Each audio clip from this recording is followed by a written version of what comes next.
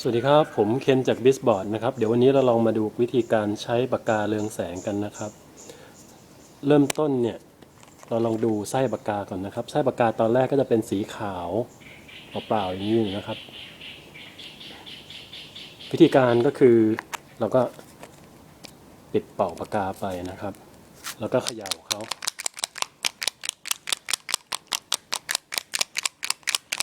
เขย่าเพื่อให้น้ำหมึกมันเข้ากันนะครับ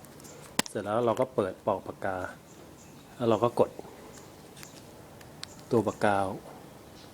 กับกระดาษนะครับกดทิ้งไว้สัก2 ถึง 3 นาทีนะครับ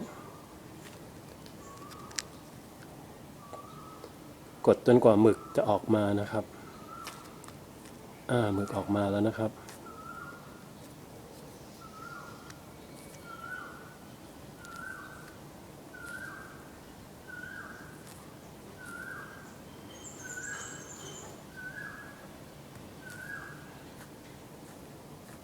พอหมึกออกมาปุ๊บเนี่ยตัวไส้จากที่เป็นสีขาวก็จะเป็นสีของปากกาที่กำหนดไว้นะครับเราลองมาเขียนดูใช้ได้แล้วนะครับข้อควรระวังของปากกานี้ก็คือว่าอย่าให้โดนผิวแล้วก็เวลาใช้เสร็จแล้วเนี่ยก็ปิดฝานะครับ